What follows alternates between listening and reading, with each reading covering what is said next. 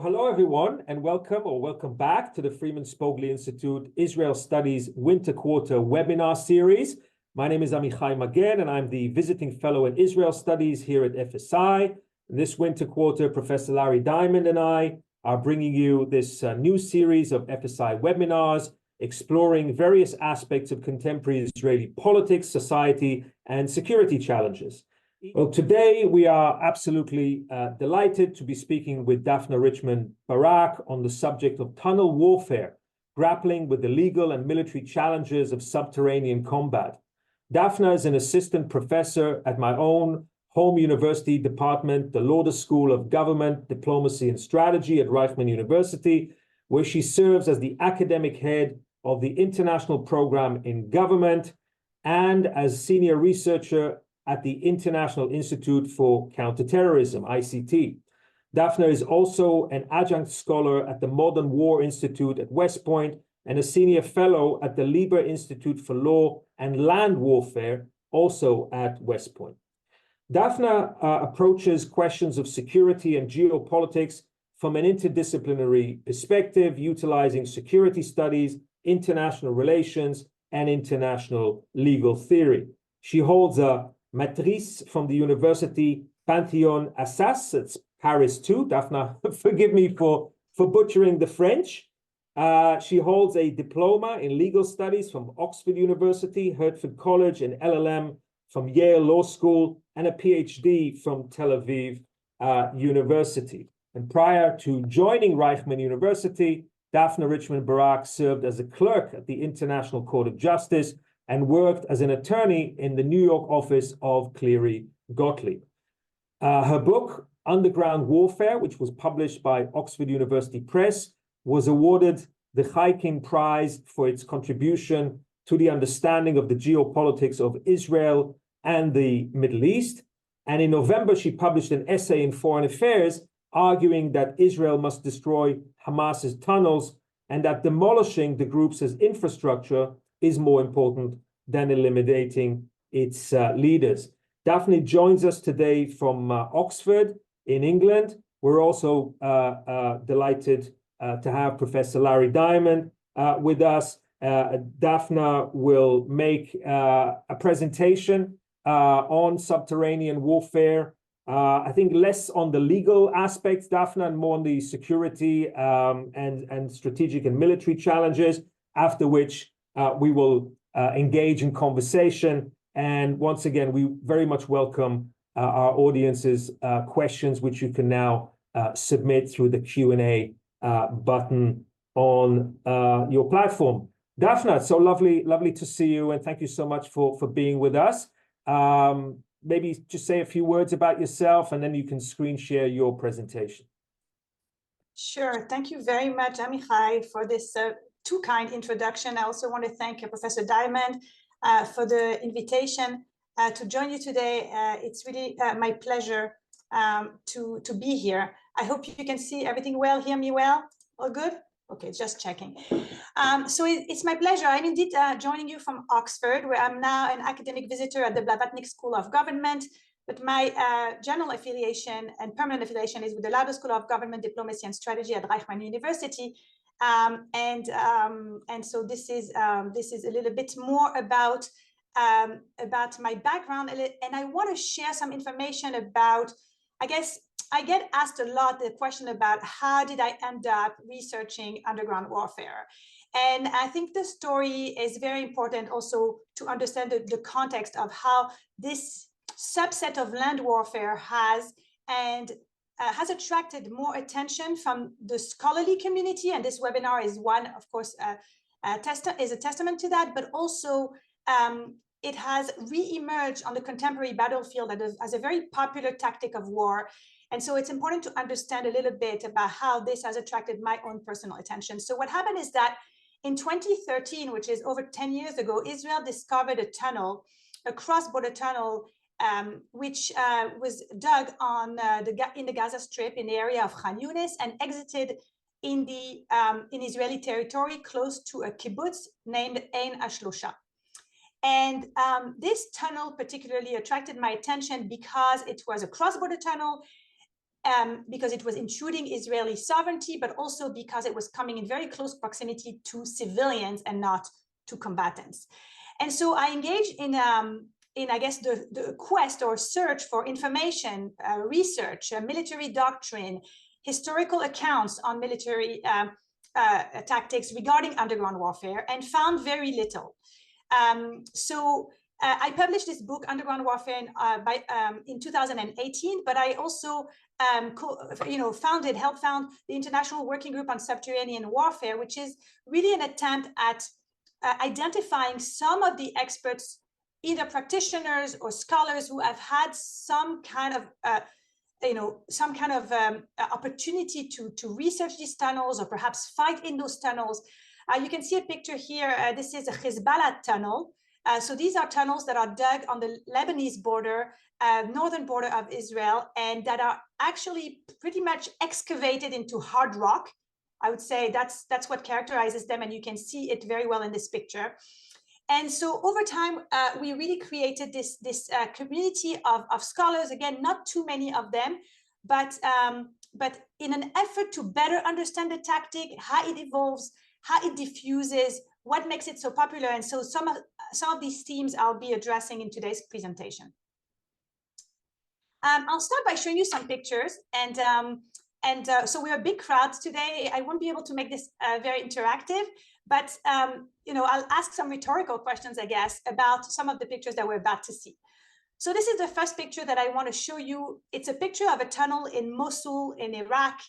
And you can see the pit, the tunnel pit, which is a term that we're going to use in this talk quite a bit, is quite large compared to the soldier. But really what is interesting to me in this picture is not so much the tunnel pit itself, but actually the vending machine. You can see here a Coca-Cola machine, and this is telling us a story, which is a very important theme in what I've already mentioned, but also in what's to come, regarding the fact that tunnels are increasingly coming closer to civilians. So what we see is a military tactic that's been around for time immemorial, but typically used as an anti-personnel tactic used by combatants against other combatants. But what we see on the contemporary battlefield is that this tactic has made its way into cities, just like war itself has made its way into cities. Take a look at this picture. So this you might recognize already from a very important and ongoing conflict. This is the Azovstal steel plant in Mariupol, Ukraine. And here it's very interesting because I'm supposed to be talking to you about tunnels, but again, I keep showing you pictures of things from the surface up, right? So before we saw the tunnel pit, which is the point at which the tunnel meets the surface, or the subterranean meets the surface. Here we see a gigantic steel plant, which is even more gigantic if you know that it has kilometers of underground and subterranean tunnels in which Ukrainians, both soldiers and civilians, sought refuge last year, actually in 2022. And this was actually an act that was made by civilians in order to protect themselves, but by soldiers in order to surprise the Russian forces and repel the invasion. But what happened is that very quickly, after all these people, hundreds of people descended into the subterranean part of the Azovstal steel plant, they very quickly ran out of food, water, internet, medical supplies, and it turned out to be a complete fiasco.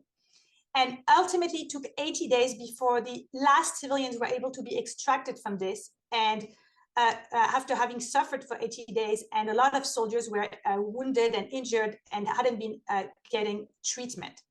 Now, why am I telling you this story? Because it's telling us something about tunnels and how states ought to approach them and how forces ought to approach them.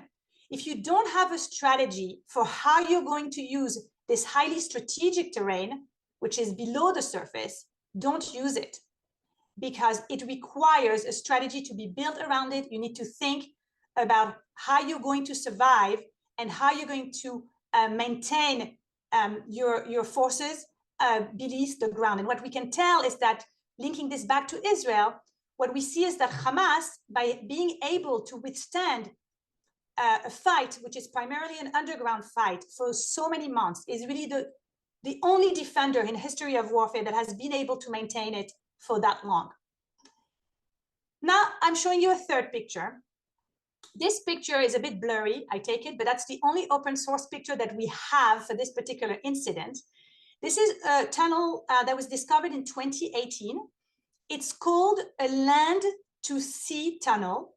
It's a tunnel dug on the landmass of the Gaza Strip, which is then about 3 kilometers from the maritime border, which then exits into the sea in an attempt to infiltrate Israel by amphibious forces in an undetected fashion.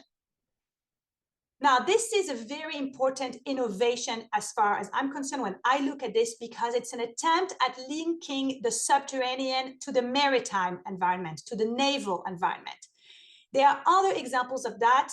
Even flooding the tunnels with water, by the way, is a way for the sea to meet the tunnels, but in a different way. But I just want to say that we've seen one incident of the same kind of plan to infiltrate Israel from the sea using a tunnel during the current operation as well. And I want to say that today there were reports about a similar amphibious force of Hamas being found and stopped in the water. I don't know if it was a tunnel, but it could very well be a tunnel. I just don't know that yet. Okay, so this, to me, this picture symbolizes innovation in the subterranean. And finally, I want to show you this picture again of the surface. It's a compound, which you might again recognize. This is the compound of al-Baghdadi, the leader of ISIS. And when eventually the coalition against ISIS found him and killed him in an act of kind of last resort, an attempt to resist again this advance of the coalition against ISIS, he was in a tunnel wearing a suicide vest. This is 2019, and this is where he was found. So what we learn from this is that tunnels are often a measure of last resort by forces when they feel that they're about to lose a conflict, lose a war. It doesn't necessarily mean that they expect to win the war, but it does mean that they want to inflict on the enemy as much casualties as possible and delay what is, I guess, the inevitable. And this reminds us a little bit about the Japanese forces fighting in the Pacific in World War II. So these are 4 pictures that tell 4 completely different stories regarding tunnels. You can see that the tunnels look different. They are very different. Some of them are offensive, so-called, some of them are defensive, but they all really demonstrate a lot of the characteristic of what we see regarding tunnel warfare on the contemporary battlefield, and I'm going to expand on that now. So I want to speak about 4 main things. First, the nature of the threat. I think this point is a little bit counterintuitive, because when we speak about tunnels in conflict today, I think most people you will think about Israel and the Gaza theater and the Lebanon theater and Hezbollah's tunnels and Hamas's tunnels. But it's not a threat that is only an Israeli problem, and I want to make that clear to you in a minute. Then I want to try to make sense of why it is that tunnels have become so popular in contemporary warfare. What is it that makes the underground so appealing to certain types of groups? Then I want to talk about why this is concerning, why we should be worried about what is going on the battlefield and the trends that we are witnessing there, and finally speak about the operational challenges. So the nature of the threat, very important to understand that it's a global problem. Okay, so we already did a bit of a tour d'horizon about what tunnels look like and where we meet tunnels on the battlefield. I will add to that, of course, North Korea. Okay, we have big invasion tunnels dug by North Korea into South Korea, which could still be used because many of them have not been destroyed. And by the way, Hamas's tunnels, the ones that were discovered in recent weeks, resemble in many ways those North Korean tunnels. But also perhaps mention here India and Pakistan, which is a theater that might seem far away from Israel. But again, regularly cross-border tunnels dug on the side of Pakistan are actually being discovered by India. So we've already identified tunnels in a lot of places. And if we put this in a map, it would look like something like this. Of course, some of them I have not mentioned yet, but we have Afghanistan. Of course, let's not forget where bin Laden evaded US forces many times. This is because he was hiding in highly complex networks of subterranean caves and tunnels. And I want to say that before Hamas, this was probably the most sophisticated we had seen on the battlefield. But importantly, bin Laden's tunnels were far away from cities and from civilians.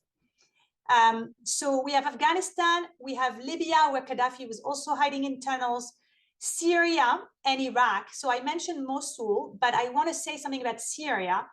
Syria is a critical turning point in the history of contemporary tunnel warfare, because we saw that Syria, in the Syrian war, tunnels were used in a way that was highly innovative and eventually also shaped not just the Syrian war, but actually is also shaping in many ways the Gaza war, because all the knowledge that came from Syria then made its way into the Gaza theater.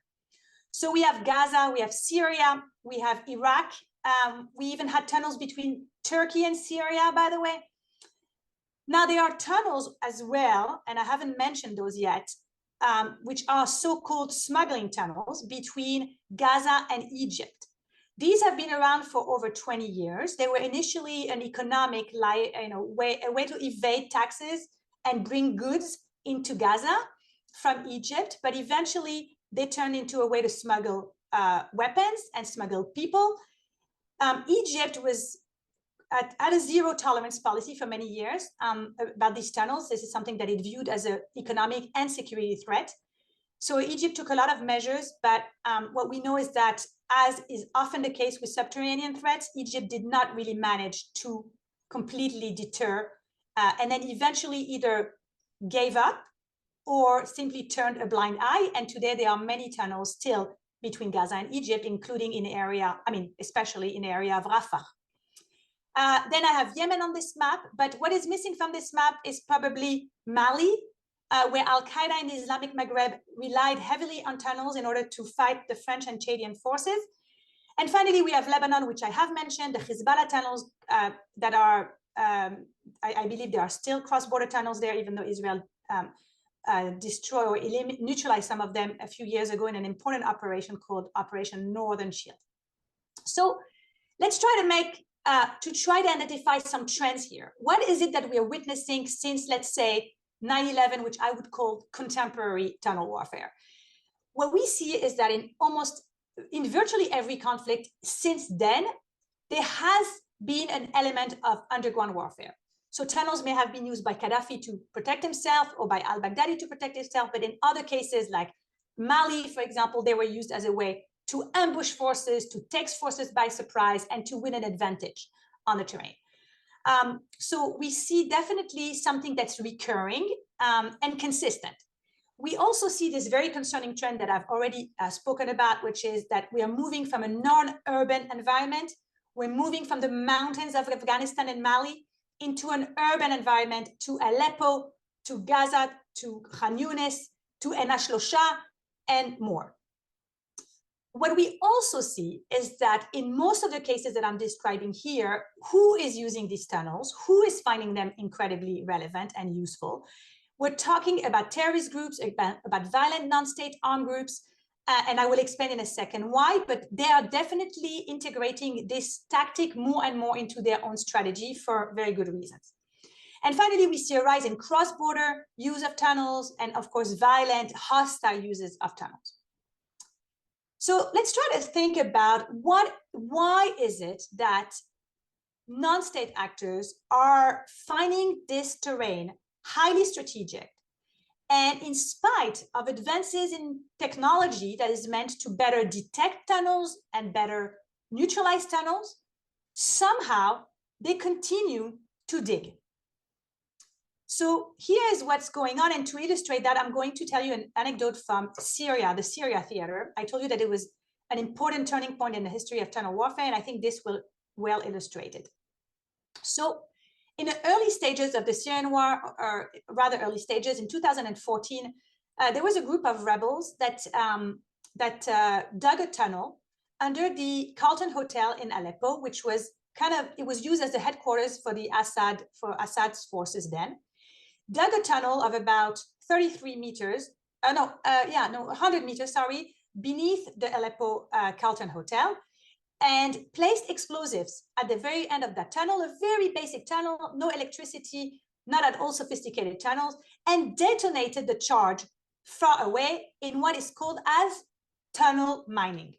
So you detonate from afar, it then explodes with a very visual effect. It looks like an earthquake. You really literally see the earth coming, rising up. This is called the Aleppo earthquake operation. And this operation went viral and was considered as a huge success. So the mastermind of this operation was interviewed. And he was asked, how did you have this idea of using tunnel mining? And what did he respond? He said, we asked for the advice of our brothers in Gaza.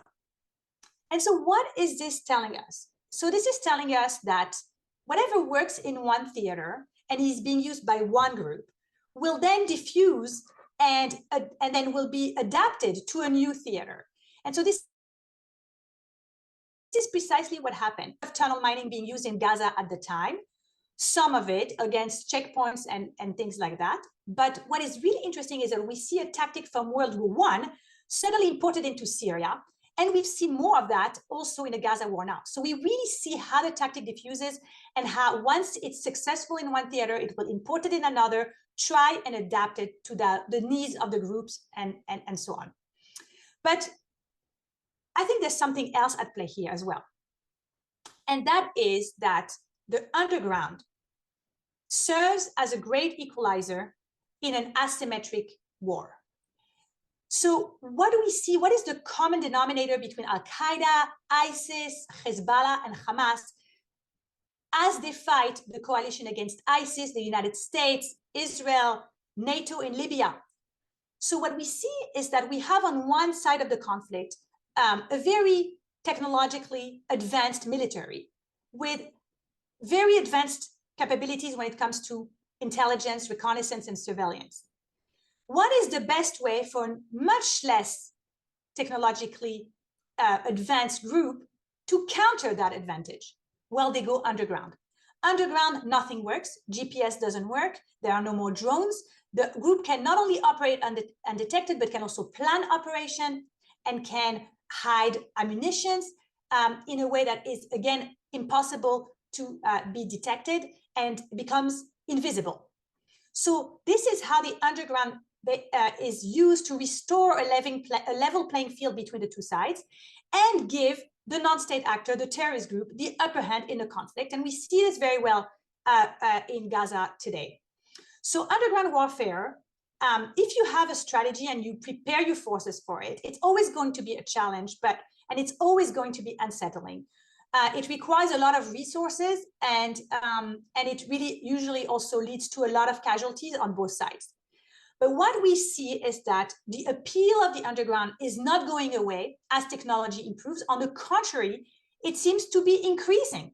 And we see that underground is actually being integrated even to greater extent today into the strategy of these groups. And we are likely to see this as well in future conflicts. And this is very important lesson to take away from what we are seeing right now in Gaza for other states. So I'm moving on to the third point, which is, why is this concerning? It's a tactic of war, which is a low-tech tactic of war. It's a bit of a primitive tactic of war. So why should we worry about it? Well, we worry about it if we look back at the history of warfare and at how states have, in general, responded to subterranean threats. And what we see is that in the face of this highly unpredictable and utterly invisible threats that elicit fears among states because of the nature of the threat, again, invisible and unknown and unpredictable by definition, we see that states have typically deployed the most powerful weapons in their arsenal in order to counter these threats. So I would, just briefly mention B-52 bombers in Vietnam, flamethrowers in Russia, sorry, not in Russia, in Syria by the Russians, that's what I meant. Bunker buster bombs, thermobaric weapons, the mother of all bombs in Afghanistan. So this is why we should worry, because if the tunnels are getting closer to civilian populated area And the way that subterranean threats have always been approached is by aerial bombing of very high intensity. Then what does that mean about how you deal with that threat in an urban setting? And if you can do that, and even the results using aerial warfare are not 100%, but if you can do that, and if the tunnels are deeper and deeper, how do you actually reach the tunnels? And how do you protect the civilians that are in the vicinity of those tunnels? So that's one serious cause for concern. In addition, we see, and I've gone briefly over that, but I hope I made the point that that the underground is a very fertile ground for military innovation. And so by nature, it will always surprise the other side. Like I said, and it's, you know what, it's not even just in warfare. It's also true for robbing banks. Do banks continue to be robbed because tunnels are being dug into the biggest, most, well-guarded area of the bank? Absolutely. Do prisoners still find a way to escape prisons using tunnels like El Chapo? They do. Why is that? Because the tunnels always surprise and always, in a way, manage to take you by surprise. This element of surprise is very key to what they are. So what else do I have to say about this area of concern? Well, in general, when you're a military sophisticated state and you have a military sophisticated apparatus, you're going to build on further technology to try to detect the tunnels and to try to counter them. But the problem in underground warfare is that technology there's no foolproof answer that will come from technology. There's no iron dome of tunnels. And why is that? Because first of all, tunnels can be dug in very different kind of geological settings. So the earth of Gaza is very different from the hard rock of the Lebanese border. And whatever solution you have to detect tunnels in this theater will not work in that theater. So already you have a problem with technology. And so technology cannot really solve all this problem. But what we've learned is that the terrain, meaning the kind of rock or the kind of earth or ground that you have at the border, is not going to deter the forces. We see that Hezbollah is doing it, even though it's incredibly slow and cumbersome. And in the middle of this, we have a discipline, or we have a challenge that has hardly been contemplated by scholars, by practitioners, by even militaries themselves. They haven't really done any exercise of lessons learned from Vietnam or even from Mosul in terms as it relates to underground warfare.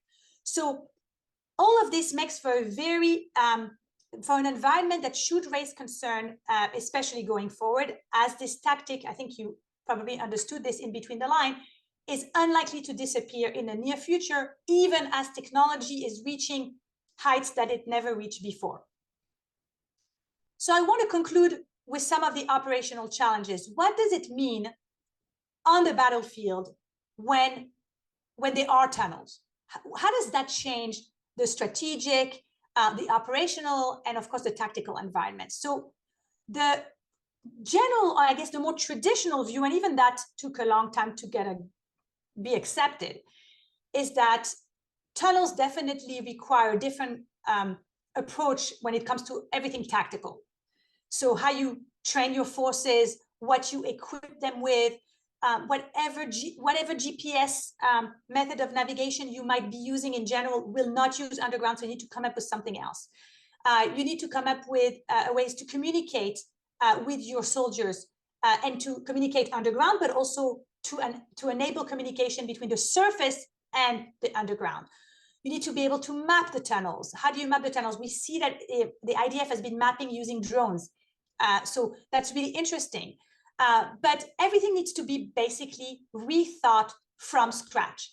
Even the way that you're going to extract a wounded soldier needs to be rethought, because you have him deep into a subterranean network, and it's going to be hard to take him out. How do you protect your forces? This is almost kind of like the first basic question. And one of the things that I was really worried about when after October 7th was that Israel was going to make the same mistake it made in 2014, sending soldiers into tunnels without the appropriate equipment, without the appropriate training, when the risks of additional kidnappings are very high, when the risk of booby traps is there, even super sophisticated booby traps we've seen in this war. So how do you protect your forces? And if you have civilians around, of course, how do you protect civilians? But it goes even beyond that.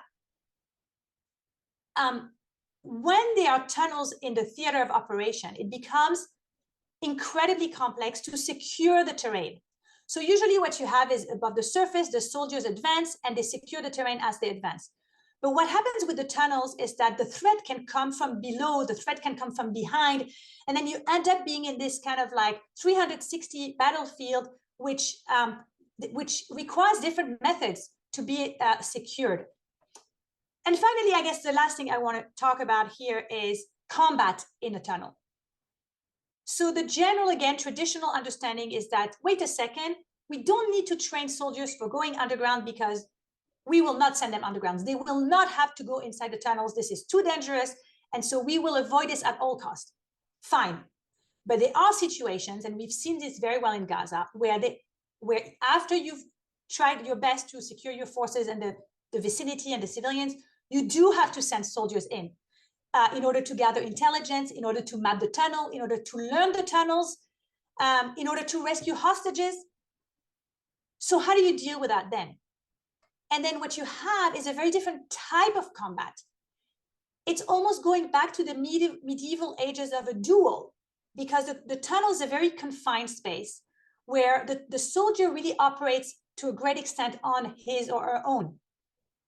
And so you need a different tactical kind of guidance, tactical unit guidance in order to help soldiers deal with this one-on-one combat in a place where they barely can see, 100 meters into the tunnel. So there are a lot of other aspects. Maybe we'll talk about this more going forward. But I think the point that I'm trying to make here is that the operational hurdles at both the strategic, tactical, and operational levels are very unique to this terrain. And the solutions need to be tailor-made. Now, I'm not saying that this is impossible to overcome. I'm saying that states need to enhance preparedness and think ahead of time, invest in R&D, but also think about other ways in which to counter tunnels. Visual intelligence, human intelligence is very key in this respect. And I've told you that technology helps, but it's not the whole answer. So I want to illustrate that with one piece of information here. You have a picture on this slide of this gigantic machinery. This is the machinery that was used by Israel in Operation Northern Shield, which I mentioned before. In late 2018, Israel initiated a remarkable, unprecedented operation outside of active hostilities in order to detect the Hezbollah tunnels at the border. And so you can only imagine that this came in the back of a lot of intelligence gathering on the part of Israel military armed forces as to narrowing down the area where tunnels are suspected and eventually bringing all this machinery on site. And still, outside of active combat and with all this preparation in mind, it still took Israel 6 weeks to find only 6 tunnels. So now imagine what it's like to detect tunnels in the middle of an active hostility, basically a war zone, when your forces are at risk, there are civilians around, you don't have this machinery. And so these are some really real operational challenges that arise from the detection stage and really continue up until the destruction phase. So what I've tried to convey to you today is that this is the underground, the beneath the surface is a highly strategic terrain over which right now terrorist actors have the upper hand. Does that mean that states cannot reestablish their military superiority over that terrain? I hope they will eventually. This definitely should be on their, this should be something that they're thinking about. There are always, and there will always be operational difficulties related to subterranean warfare. But I think the major challenge and what we're really seeing here in the war today in Gaza is that we have underground warfare meeting urban warfare. And the convergence of these two trends is what makes for this particularly difficult situation.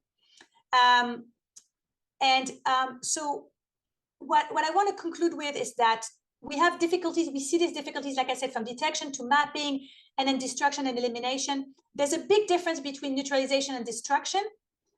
And I can explain that later if you're interested, but really neutralization is kind of like lowering the security risk that a tunnel poses without fully eliminating it. And it's only by fully destroying the tunnels that you really eliminate the threat, and you guarantee that this particular piece of military this military asset won't be used in the future by this group or by another group for this purpose or for another purpose. Okay, so I will leave it at this. Thank you very much for listening, and I'm looking forward to your questions. Okay, thank you so much, Daphne. There's so much there to unpack, and we already have quite a long list of questions. But let me just ask you to expand a little bit about the nature and scale of what the IDF has discovered in Gaza in terms of subterranean warfare over the last 5 months. I think it's fair to say Israel has known about the tunnels. This goes back, as you said, to at least a decade. But would it be fair to say that one of the failures of October 7th was a kind of a failure of imagination on the part of the IDF and Shabak and Mossad and other intelligence agencies to fully understand not only the scale of this, right? People are talking about, Gaza, a territory about double the size of Washington, D.C., currently having something like 500 kilometers of underground tunnels, bunkers. That would be about 310 miles. This is what the Israelis call the metro. So Israel was sort of aware of the metro, but is it fair to say that we didn't really expect or appreciate the scale, the sophistication, and I would go even further, the degree of sophistication, of strategic sophistication on the part of Hamas and Palestinian Islamic Jihad in understanding how by building this infrastructure, they would create what you described as this 360, this spherical sphere that is deeply, deeply, profoundly embedded in civilian infrastructure and the civilian population in a way that just creates a whole set of just hellish dilemmas for anybody who would try to root out Hamas. There's another aspect to this. You obviously know this, Daphne, but I'll flag this. On October 27th, so just nearly 3 weeks after October 7th, Hamas political bureau chief Musa Abu Marzouk gave an interview to a Russian TV network, and he was asked about the tunnels. I think he was asked, why are you not using the tunnels to protect Palestinian civilians? And his answer was, the tunnels are not for the civilians. The tunnels are for Hamas fighters, and it's the responsibility of the UN to take care of the civilians. So the civilians are above ground, and the fighting forces of Nukba forces and other forces of Hamas are below ground. So, could you just comment? Were you taken by surprise by any of this? And it seems to me that this is a sort of a huge leap forward for tunnel warfare, for subterranean warfare that we would have to sort of study and understand for a very long time.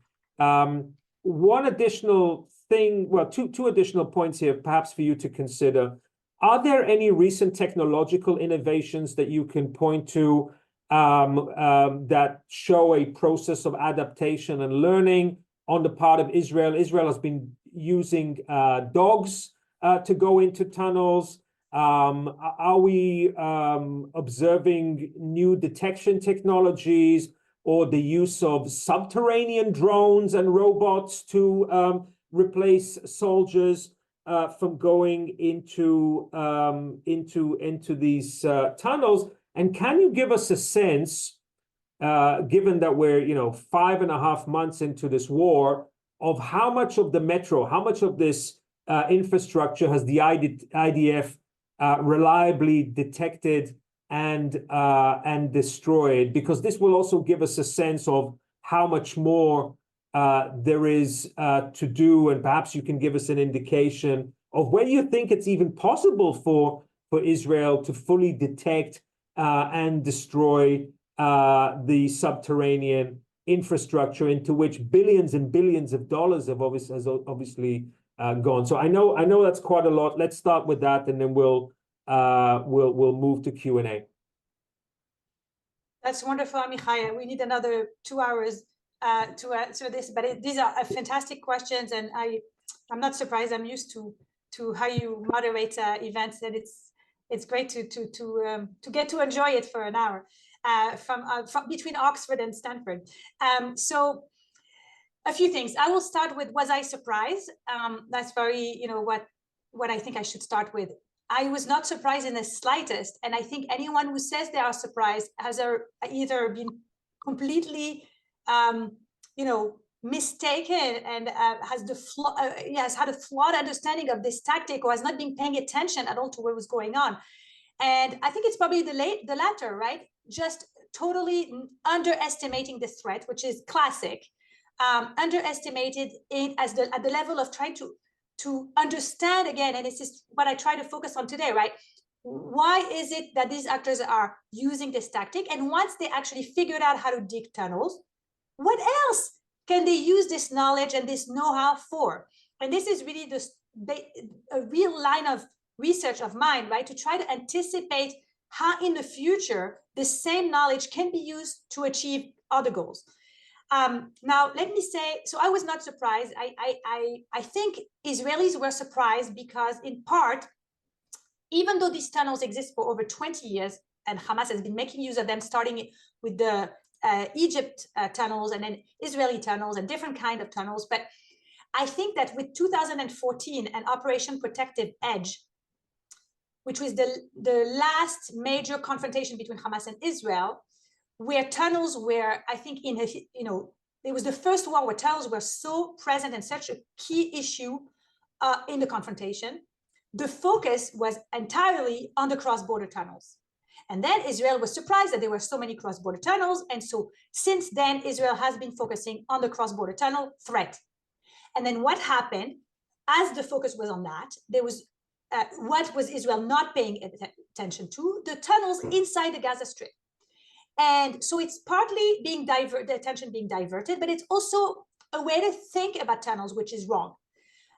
Because if you look at what's going on in Gaza, it's easy to say, oh, they're just trying to hide Hamas. It's just to move around freely. But what we see is that it's much more complex than that.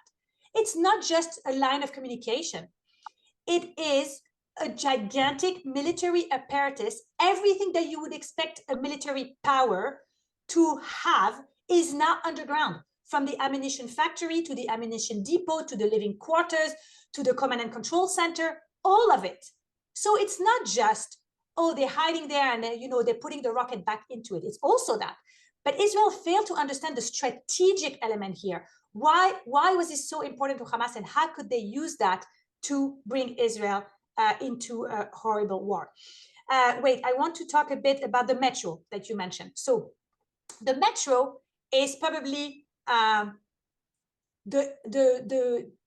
of course nothing to do with you, but this is something the IDF came up with, the most misleading way of characterizing this network of tunnel. So when you say to anyone living in Paris or in London or in New York that it is a metro in Gaza, even if you explain to them that this is a military base, what they're immediately going to think about is a civilian infrastructure, because that's what a metro is about. It enables people to move around. And again, this idea of moving around freely, which is just one little thing that the tunnels are being used for, but completely conveying this idea of a civilian piece of infrastructure, which is the opposite of what Hamas does. Hamas puts this under the civilian infrastructure, but it's completely military in nature. And it's embedded, like you said, in the civilian infrastructure.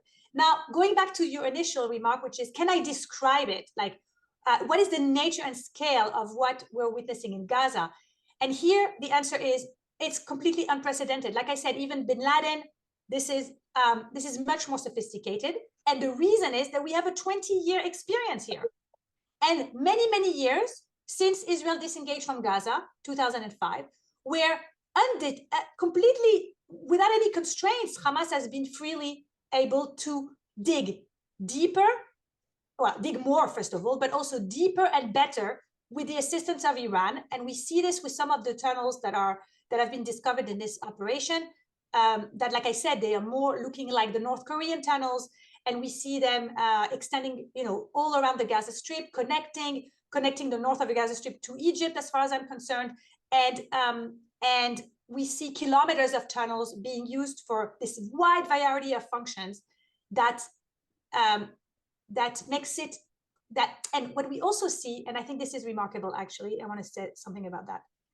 It's the first time, not just that a defender has been able to stay so long on the ground, which I already mentioned, but it's the first time that we see an actor being able to overcome all the difficulties that come from the underground for themselves, meaning they had to also go get around the problem of communication, navigation, digging, NOAA, infrastructure, engineering, geological, water, the water aquifer, and how do you not touch that? So all of this, they've overcome all of it. So it's literally absolutely unprecedented and a wake-up call. It should be a wake-up call for everyone who's watching. Thank you, Daphne. When you can, it'll be great if you could comment on any technological innovations, because that's also one of the Q&As. You want to comment on that, and then I will pass it to Professor Larry Diamond, and then I'll read out some of the questions that we have. Why don't we take a few more points, and then I'll try to mention that. Okay. So if that's okay with you. Yeah, Larry, please unmute yourself. One of my questions was going to be about that and the possible use of robots to combat this. So why don't you speak to that, and then I'll ask you my other two questions. Yeah, I had a feeling for some reason that the two are connected. Okay, so technological innovation. Look, since 2014, Israel has really been paying attention to this issue. Again, Israel has to always extinguish a lot of fires, and has to always kind of think about many different theaters and different types of threats. But it has set up mobile units for detection based on complex algorithms. It has done the operation at the northern border, which was remarkable.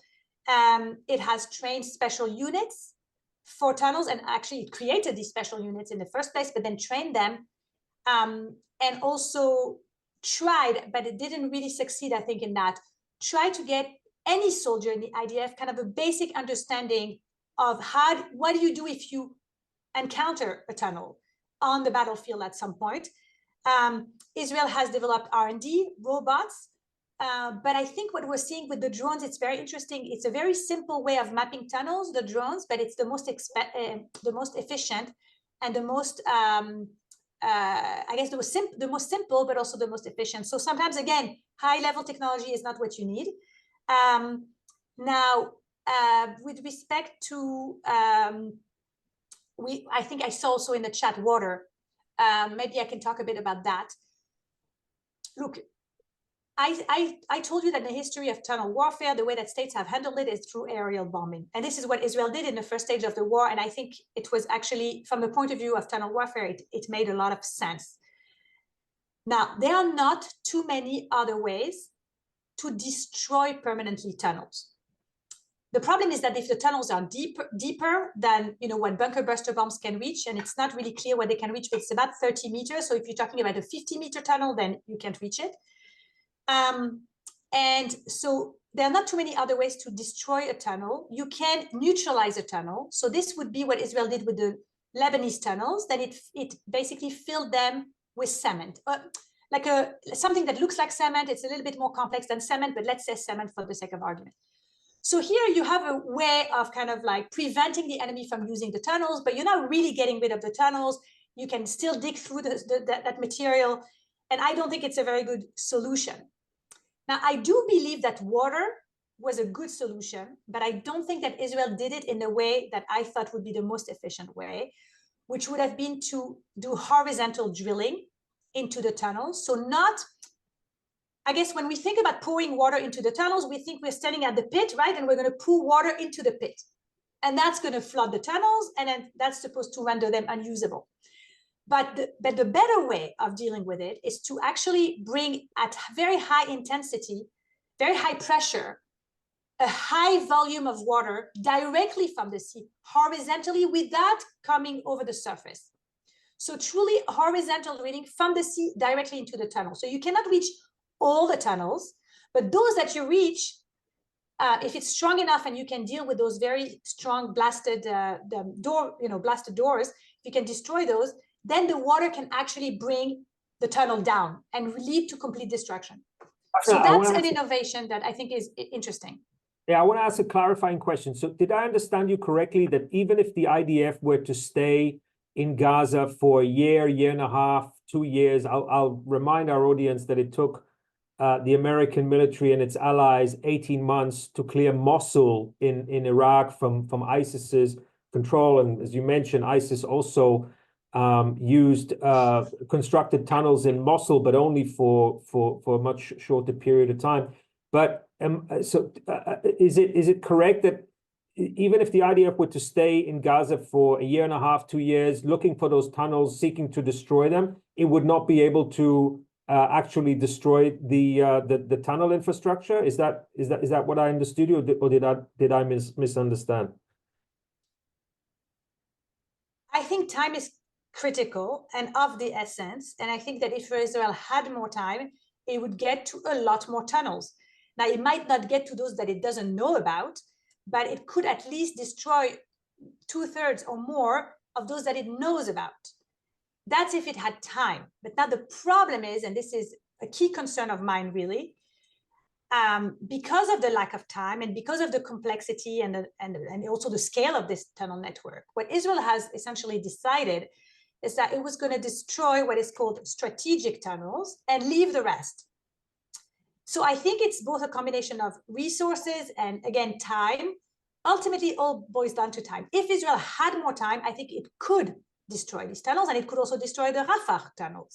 Yeah, but the problem is that it doesn't have that time, and that's the main issue. So it's likely that Israel will end up leaving Gaza without having destroyed enough of that tunnel network. Yeah, unless a sort of post-military operation in international force that would be involved in the so-called day after would have as part of its mandate the continuing search and destruction of that infrastructure.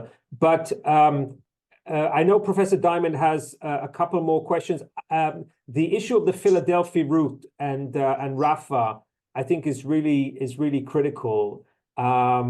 Just very briefly, there is a 9-mile border between the Mediterranean Sea, southern Gaza, which is where Rafah is, the last remaining major stronghold of Hamas, and the border with Egypt. Traditionally, as you said, Daphne, this was a route for criminal gangs to smuggle and avoid taxation from Sinai into Gaza and vice versa. But that route has sort of mutated into a major arms smuggling operation between Sinai and Gaza. Back in 2013, 2014, this was so extensive that there were tunnels dug under the Philadelphia route that through which trucks could simply drive. I mean, so when we think about tunnels, people sometimes think about very narrow spaces, but as you said, sometimes this could be on an enormous scale. I think it's very, very clear to everybody that even if Israel were to degrade and destroy Hamas's current fighting capabilities and weapons production capabilities, unless that border between Sinai and southern Gaza is sealed and those tunnels are made non-operational, Hamas or whoever is going to carry out an insurgency within Gaza in the future would be able to replenish their arms and their weapons production facilities very, very quickly. So maybe you could speak, and there, of course, the role of the Egyptians and the cooperation of Egypt is enormously important. I don't know if you have any thoughts about that, and then back to Larry. Okay, So it is incredibly important. The problem with Rafah is that there are a lot of civilians there, but I do agree that just as we know that many of the weapons that were used during October 7th assault came in from that route of the tunnels between Gaza and Egypt, it's very likely that they will be used to enable the reconstruction, the rebuilding of Gaza, the rebuilding of the military infrastructure in Gaza, whether it is Hamas or some other group that is taking, that is succeeding it. So it's very concerning that they would stay there. And I think Israel should be trying to find a solution to solve the humanitarian issue in order to perhaps deal with that.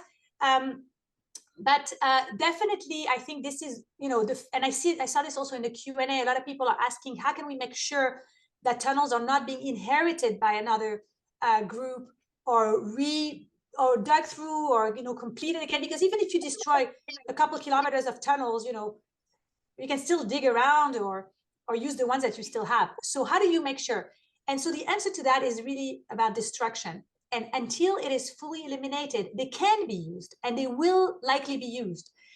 And so this is why full destruction is key here. And this is why I believe that it's more important, like you said, I argue this in foreign affairs, that in a way, killing 5,000 Hamas fighters, they will be replaced. But it will be very difficult to replace the kilometers, this military base of unseen proportions that Hamas has dug beneath the surface. So that to me is the priority. But I worry that in a way, Israel has come to terms with the fact that it was close to mission impossible.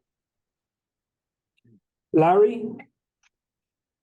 So I have two more questions. One, we all hear these accounts. I just heard one recently. IDF soldiers, and this was told by an IDF, I guess, reservist who was on duty, went there, then a friend who was visiting Israel interviewed him.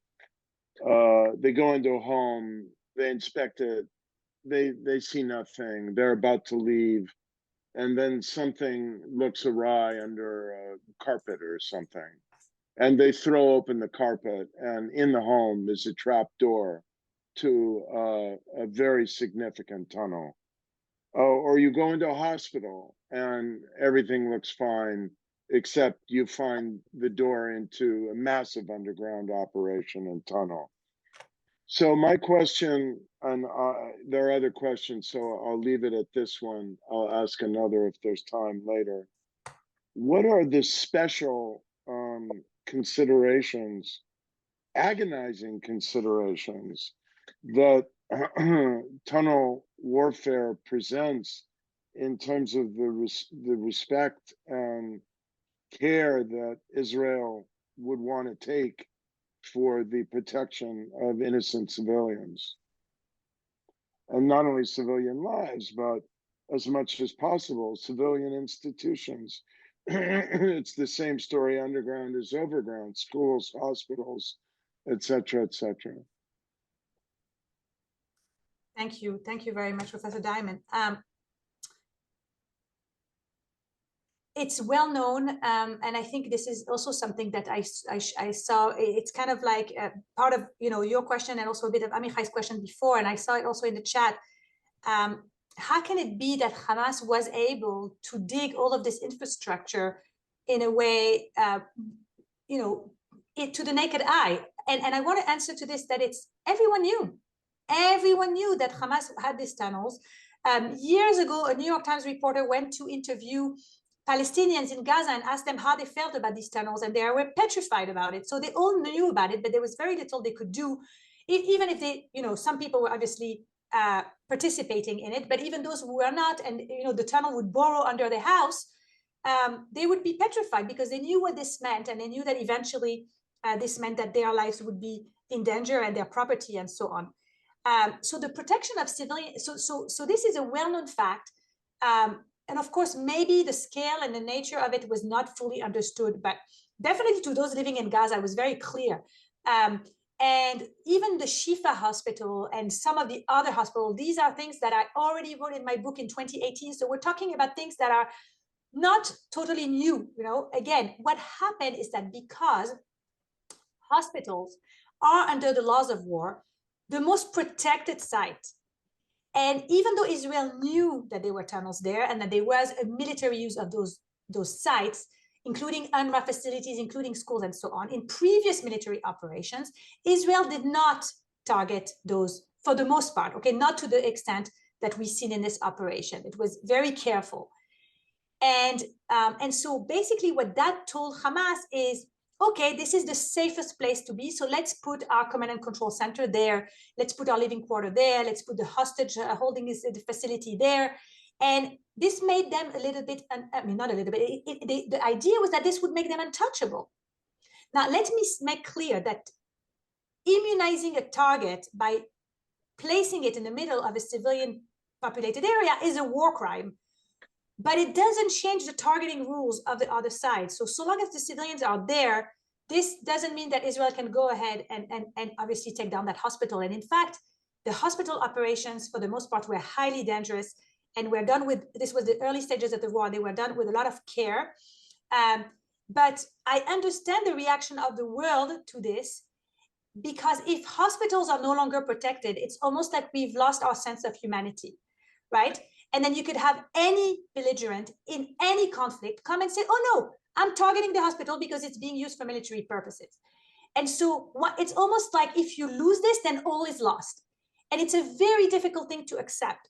But this is part and parcel of Hamas's strategy, precisely for that reason, precisely because it's making a cynical use of the law, and because it knows that its opponent has, is a law-abiding state which will think twice before it targets such a civilian protected site. And hospitals, again, are the most protected. Now, I want to say something else about how do you deal with the tunnels in the middle of this, which is part of your question. And I want to make, I think in urban warfare generally, urban warfare experts will tell you that it's impossible to wage urban warfare and keep the city intact. Now, this is even more true in the case of subterranean/urban warfare. In order to get to the tunnels, there is no other way but to clear the surface. And this is why Israel asked for the northern Gaza Strip to be evacuated so that it could clear the surface in order to identify the tunnel pits and then the tunnels themselves. And I think Israel was definitely surprised with how many tunnel pits it found. But that's the idea. There really is no way to keep that civilian infrastructure and then deal with the tunnels that are beneath it.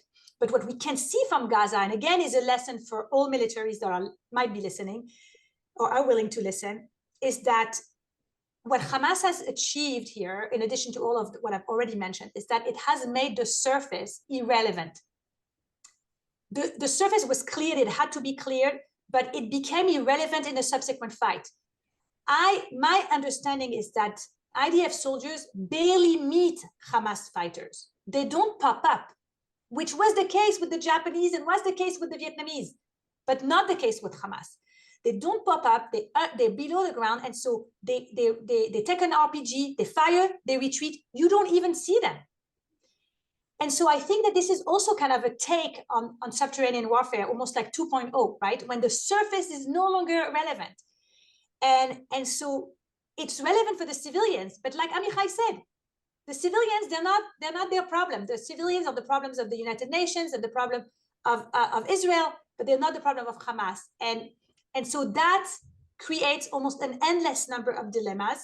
But one thing, as an international humanitarian lawyer, I think I can say that it's impossible for the law to make, the law cannot make it impossible for states to wage war. The law cannot make Hamas untouchable. And if we achieve that result, then there's something wrong with the law. And I'm not saying we need to change the law, we need to interpret it in a way that's cognizant with the operational reality where it is being applied. So technically speaking, would it be appropriate for Israel to say, okay, you know what, these tunnels are dug in civilian populated area, there are civilians above, civilians in the tunnels, maybe forget the tunnels? Well, that would be a strategic mistake on the part of Israel. And I don't think that the laws of war which seek to actually give, achieve a balance between military necessity and humanitarian consideration. I don't think that's what they're about. But I think this is a major challenge for military commanders and for military lawyers. And I will just say we had a session here at Stanford some weeks ago on the laws of war, and I think it came by two non-Israeli law and political science specialists, and I think it came to a similar conclusion. Thank you so much. Thank you.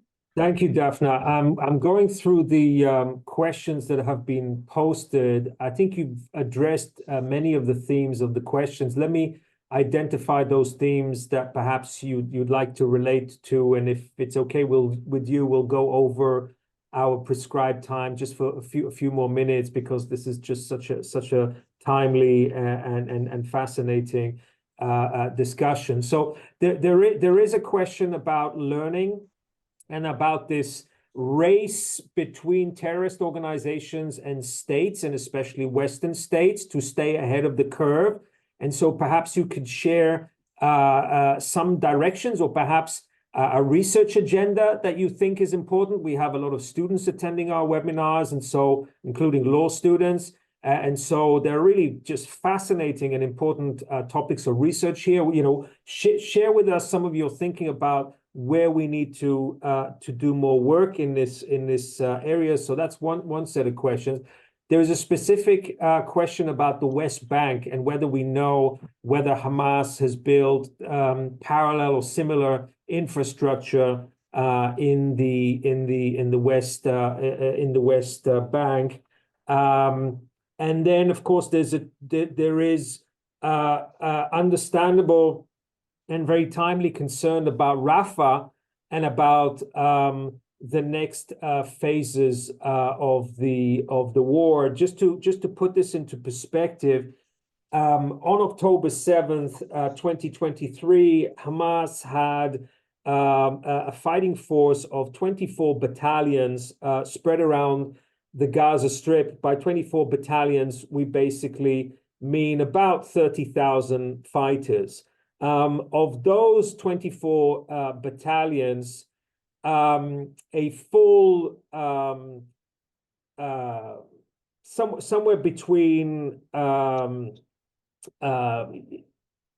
17 and 19 battalions have now been destroyed.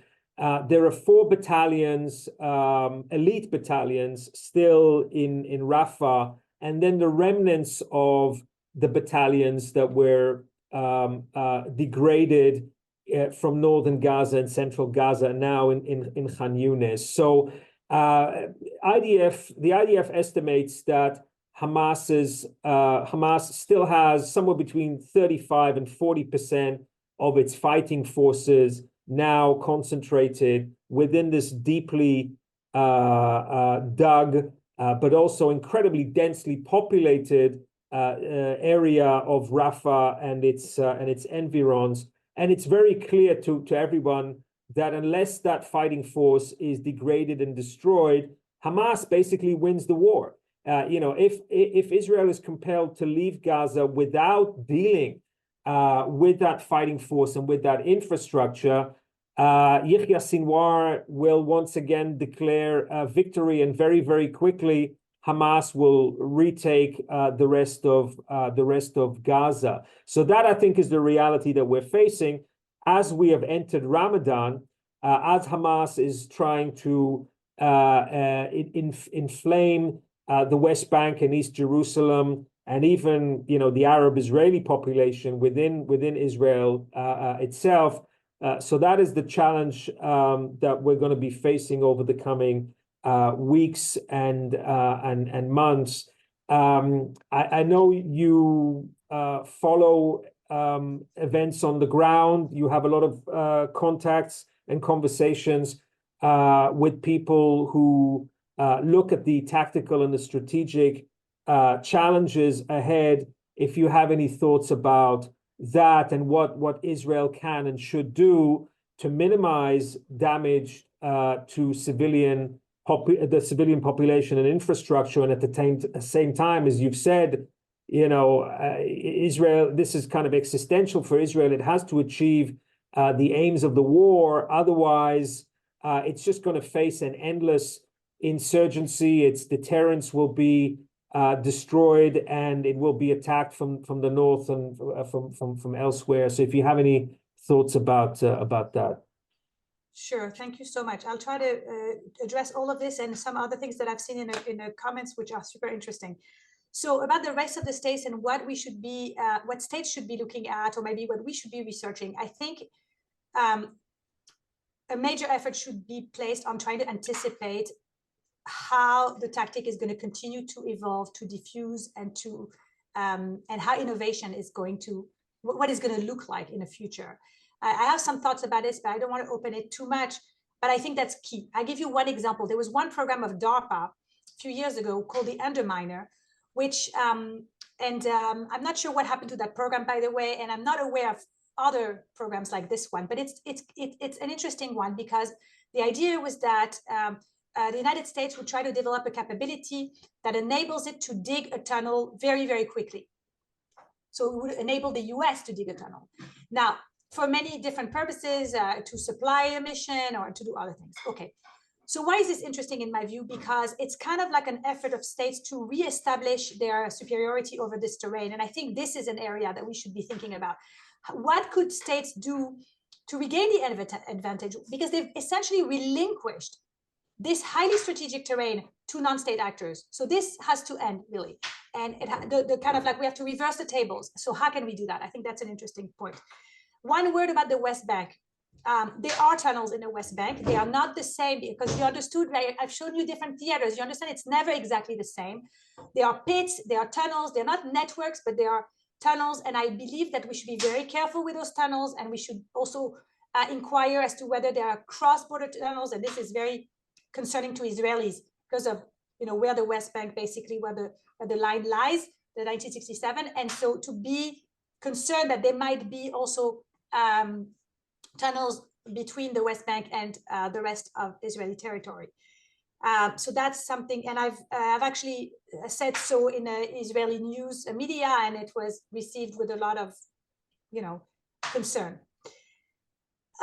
Two more things I want to say. I saw in the chat or in the Q&A, someone said that it's incredibly similar to submarines, and I want to just echo that. It's absolutely true, very similar to submarines, and I mentioned submarines in my book as well. So definitely a good analogy in terms of taking the enemy by surprise, borderline perfidious, invisible. You know, you need to train people to stay for a long time in a submarine as in a tunnel. So a lot of similarities, also in the development of the law, by the way. And there's one, your point about the battalions of Hamas and what goes on if Israel doesn't get to Rafah.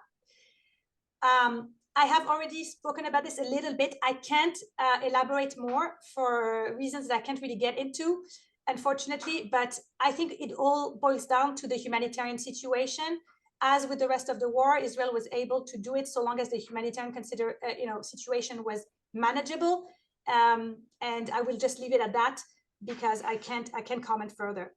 Now, I want to end, if we can, with one other comment that I've seen in the chat, which is super interesting, in whether I could speak a bit about the hostages inside the tunnels. So I do want to say a word about this.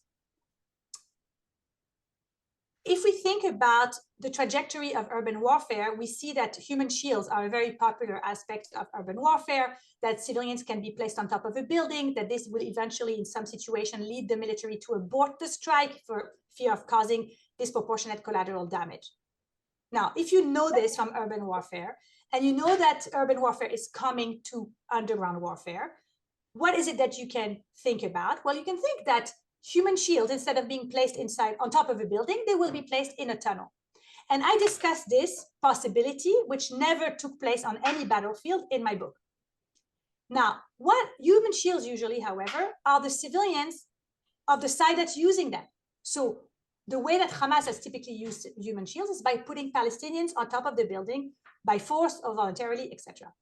But what is incredibly interesting about Hamas in this particular war is that it has used the civilians of Israel as, not the hostages of Israel, as human shields of Hamas inside the tunnels.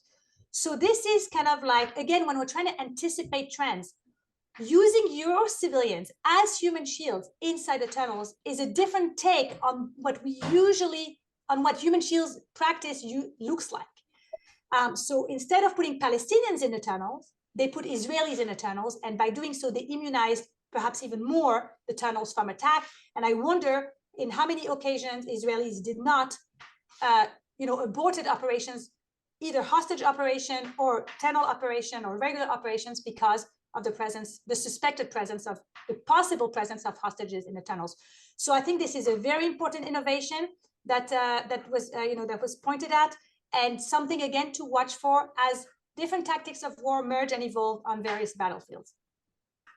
Daphne, thank you so much. As you can see, we if you'll excuse the pun, we've only scratched the surface with this, but our time, we've gone over time. So just stay with us for a second as I thank you, Daphne Richemond-Barak, for just a fascinating talk. And because this is our last webinar of the series, I also want to end the session by extending a special thank you to three individuals in particular. One, first and foremost, to Professor Larry Diamond, who co-conceived this webinar series with me and who leads the entire Israel Studies program here at FSI. We couldn't do any of this without him.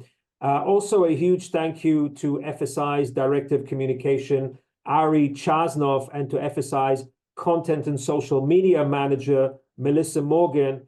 Just two amazing colleagues who've helped Larry and myself immeasurably in planning and implementing this series. So thank you, Ari and Melissa. Last but not least, I want to thank you, our audience. We've had amazing engagement and participation. We've received fantastic feedback, and we look forward to seeing you in our future events on and offline. So please continue to be in touch with us, engage with us. We have a fantastic lineup of activities for the spring and beyond. And from the Freeman Spogli Institute at Stanford, thank you and goodbye.